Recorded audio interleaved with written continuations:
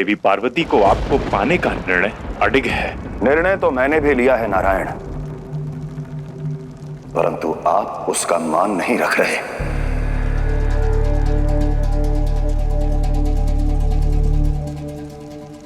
इस सभा में जो भी कुछ हुआ आज, उसे मैं आजीवन स्मरण रखूंगा और समस्त संसार को यह कहूंगा कि जिन्हें भी ये सीखना है कि अपने पुत्रियों का पालन पोषण और उन्हें अच्छे संस्कार कैसे देना चाहिए, वो पर्वतराज हिमवान से आकर सीखें।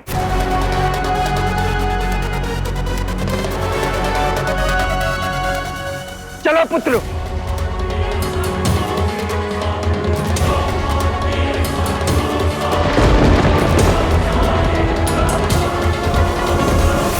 रुक जाइए, रुक जाइए, रुक जाइए। मेरी विनती है आपसे, मैं समझाऊंगी पार्वती को। हाँ पार्वती, आज इस मंडप में तुम्हारा विवाह अवश्य होगा, फिर चाहे तुम्हारी सहमति हो या ना हो।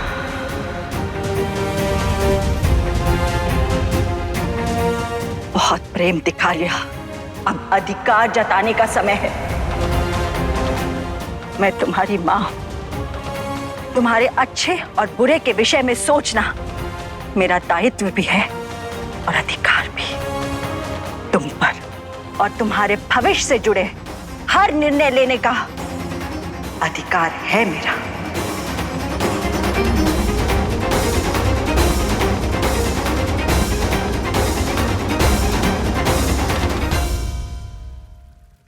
पुरोहित को बुलाया जाए, विवाह का मुहूर्त बीत रहा।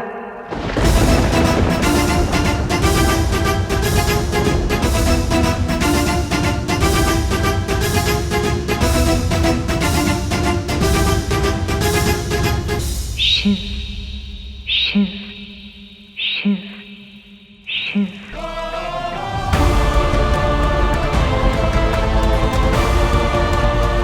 शिव शिव शिव शिव शिव शिव शिव शिव शिव। मैं इस विवाह के लिए सज्ज नहीं हूं।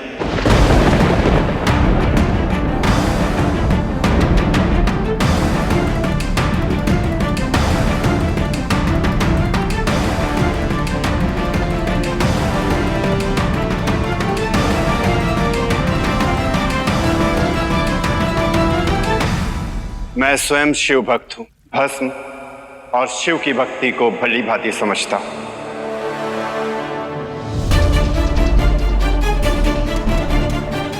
एक बार जो इस भस्म में रंग जाता है वो शिव में हो जाता है, अर्थात वो और किसी का नहीं हो सकता। इसलिए इस विवाह का विचार छोड़ना ही मेरे लिए उचित होगा।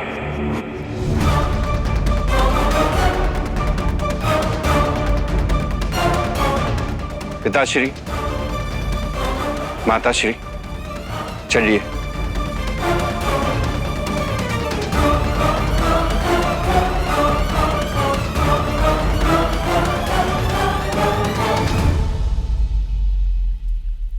चले मित्र।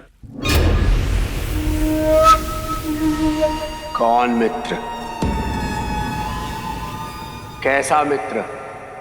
असुर राज तारकासुर कहो। तुम जैसे तुच्छ मनुष्य को मैंने केवल इस असीम सुंदरी को पाने के लिए मित्र बनाया था।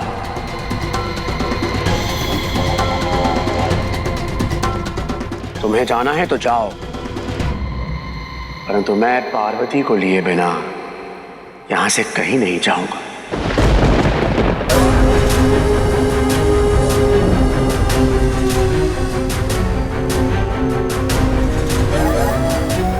ये कैसी बातें कर रहे हो? मान! देख पालो मित्र कहा तो प्राण ले लूंगा।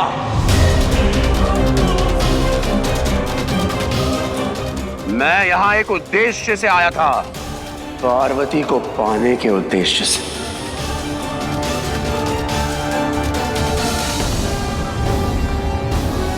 अब जब तुमने अपनी दुर्बलता दिखला ही दी है, तो जो मैं तुम्हारे विवाह के पश्चात करने वाला था वो अभी किए देता हूं।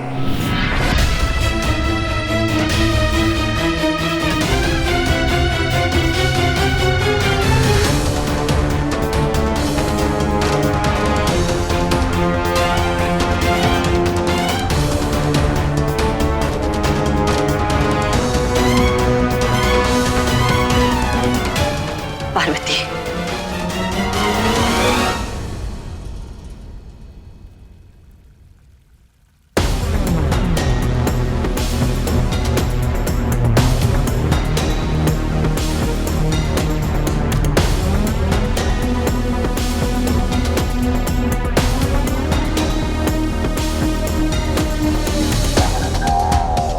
जो प्रेम की भाषा नहीं समझते हैं, उन्हें पल से छीन लेना ही रक्ष संस्कृति है।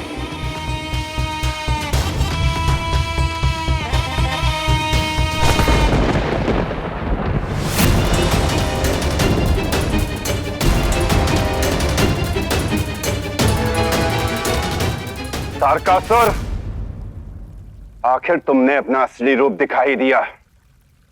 मित्रता के ढोंग में अपना स्वार्थ साधने आए थे तुम।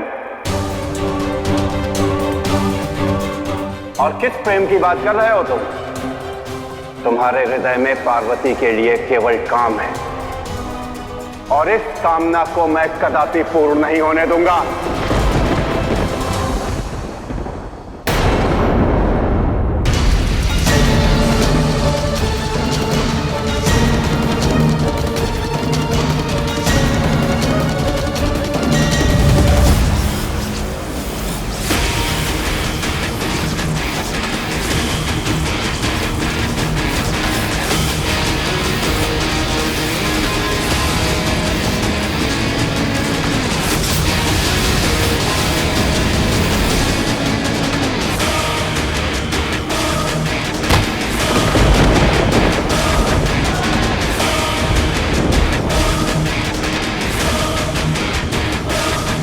पुत्र, पुत्र उठो, पुत्र उठो। तारकासुर, क्या क्या तुमने मेरे पुत्र के साथ? तुम्हारा इतना दुस्साहस!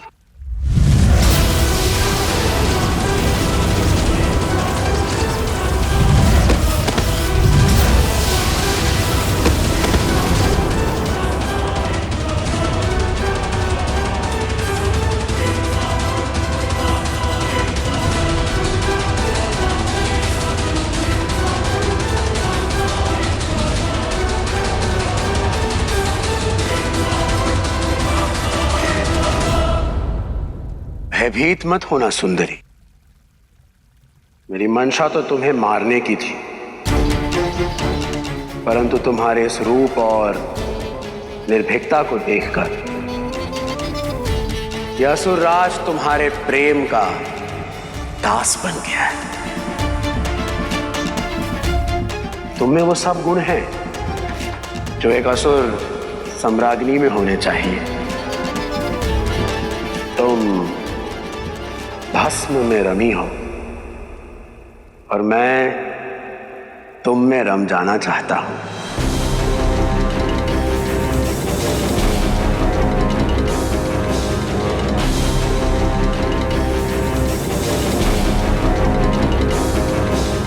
जो शिव तुम्हें नहीं चाहता उसे भूल जाओ, और जो सत्य तुम्हारे सामने खड़ा है उसे अपना लो।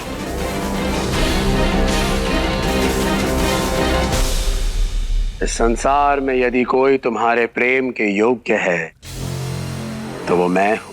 काम के मद में तुम प्रेम को भूल चुके हो तारकासुर। प्रेम बल से नहीं, मन से जीता जाता है, हृदय से किया जाता है, ईश्वर की भांति पूजा जाता है। जैसा प्रेम मैं करती हूं अपने शिव से।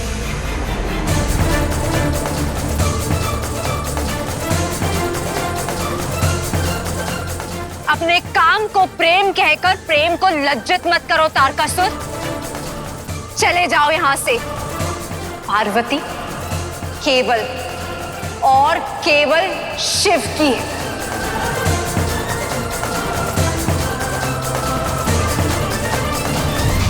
रुष्ट होकर तो तुम और भी सुंदर लगती हो पार्वती। मेरी बात मान भी जाओ, क्योंकि तारकासुर को हारना नहीं आता, केवल जीतना आता है, फिर वो बल से हो या छल से।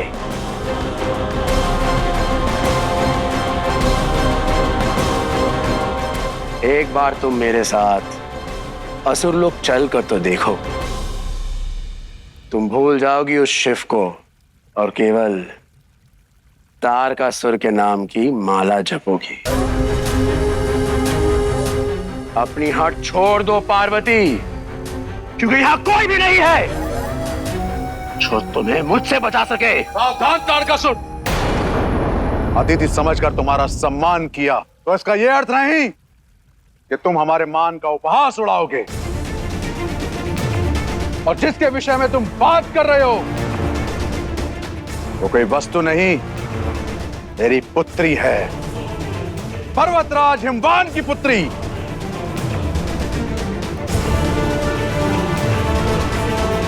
ये मेरा अभिमान है, मेरी मर्यादा है, और हिमवान अभी जीवित है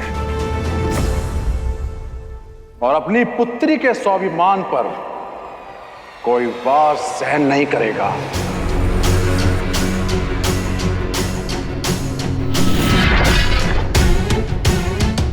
आओ असुरराज, युद्ध करो।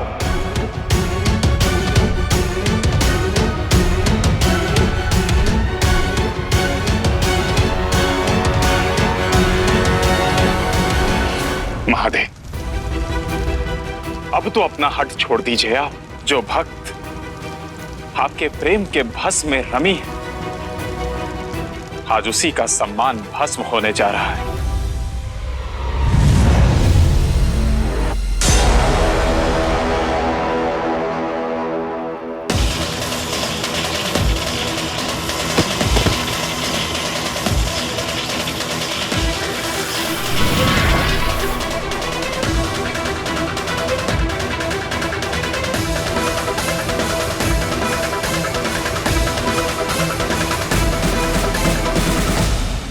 जो भोलेनाथ अपने भक्तों को अभय दान देने के लिए जाने जाते हैं, जो भोलेनाथ देव असुर हर मानव में कोई भेद नहीं करते, वो अब भी एक निर्दोष के प्रति इतने कठोर रहेंगे। बोलिए महादेव, देवी पार्वती को कितना तप करना होगा आपके हृदय में स्थान बनाने के लिए? तप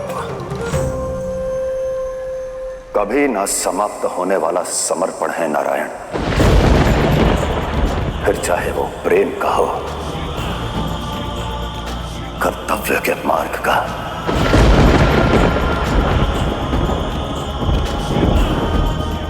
तप अनंत काल से चला आ रहा है और अनंत काल तक चलता रहेगा।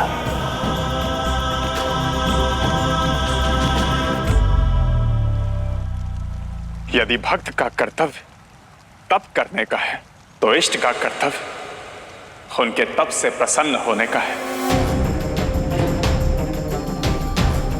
यही समय देवी पार्वती के तप, उनके प्रेम, उनके समर्पण से प्रसन्न होने का महादेव।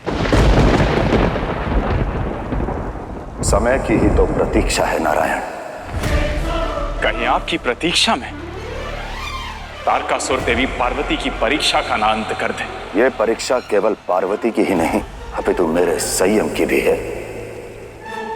मेरे प्रतीक्षा की परीक्षा है ये। तारकासुर, अभिमान के हाथों बड़े बड़े दिग्गजों ने पराजय का स्वाद चखा है। शिव के लिए मेरे प्रेम को ना तुम बल से और ना छल से पा सकते। भले ही तुमने मेरे पिताश्री को आहत कर दिया, परंतु जिस प्रकार हिमालय अड़िग है, उसी प्रकार शिव के लिए मेरा प्रेम अड़िग है।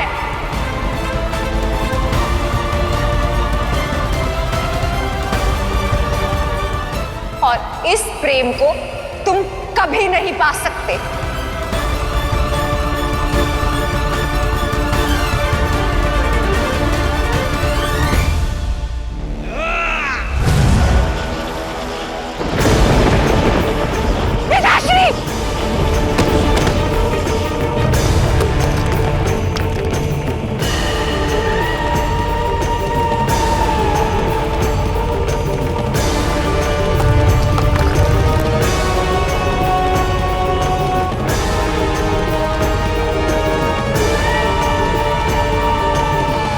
महादेव, वो तारकासुर अपना हठ नहीं छोड़ेगा। अब पार्वती नहीं, देवी आदि शक्ति संकट में है।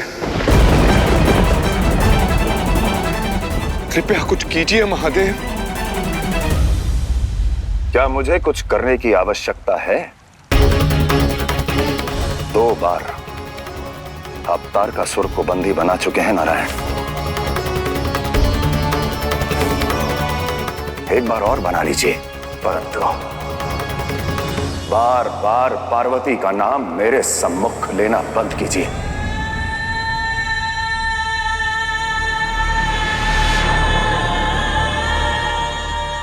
ठीक है महादेव, यदि आप यही चाहते हैं तो मैं जाऊंगा तारकासुर को रोकने।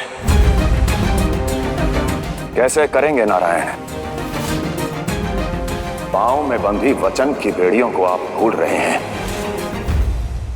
पार्वती की माता ने आपको अपने वचन से बांध लिया है। यदि अगले 3 दिन में महादेव और पार्वती का विवाह ना हुआ तो आप 3 दिन के बाद जिससे चाहे पार्वती का विवाह कर सकती हैं। ठीक उसी प्रकार जैसे वर्षों पूर्व दक्ष ने आपको अपने वचन में बांध लिया था। वचन दीजिए आराध्य, कल के यज्ञ का दायित्व आप संभालेंगे। आप यज्ञ के मुख्य संरक्षक रहेंगे। ठीक है दक्ष, मैं इस यज्ञ का दायित्व लेता हूं। और मैंने अपनी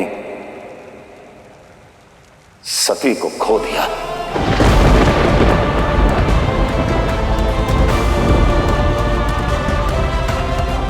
महादेव,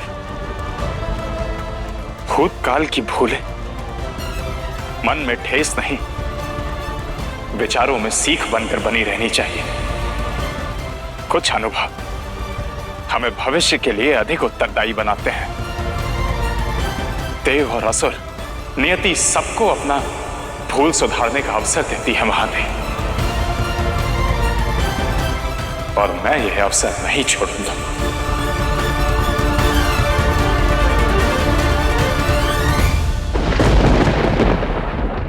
देव और असुर, नियति सबको अपना भूल सुधारने का अवसर देती है महादेव,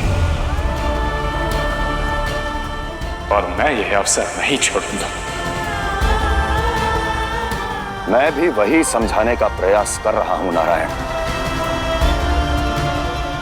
एक अवसर पार्वती को भी मिला है, उसे अपना अवसर बनाने में व्यर्थ मत कीजिए। पार्वती को? महादेव आप?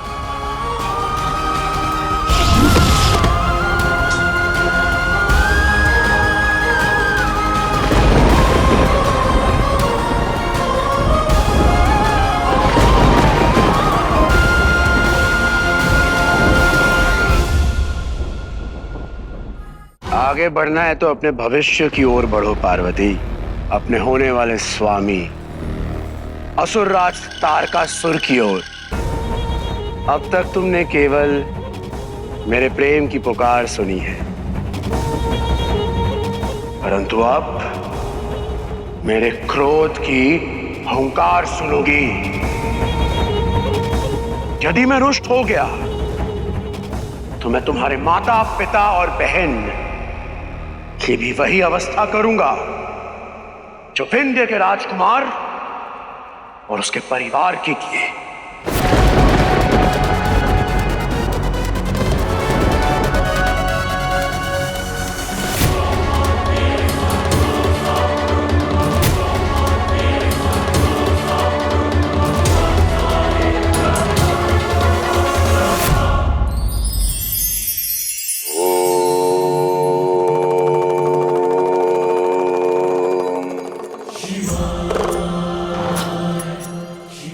प्रश्न है कि जीवन का सबसे श्रेष्ठ समय क्या है। किसी के लिए उसका विवाह होगा, तो किसी के लिए उसके संतान का जन्म।